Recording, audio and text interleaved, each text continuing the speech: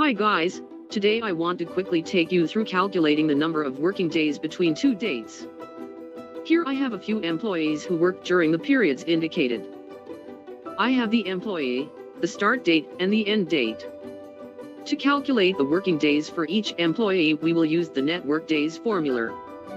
We will also need a list of the holidays. For this illustration, we will use these dates. We will first calculate the workdays ignoring the holidays. Call up the formula. Select the start date.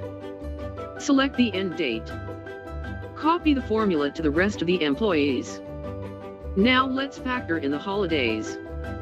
So again we call up the formula. Select the start date. Select the end date.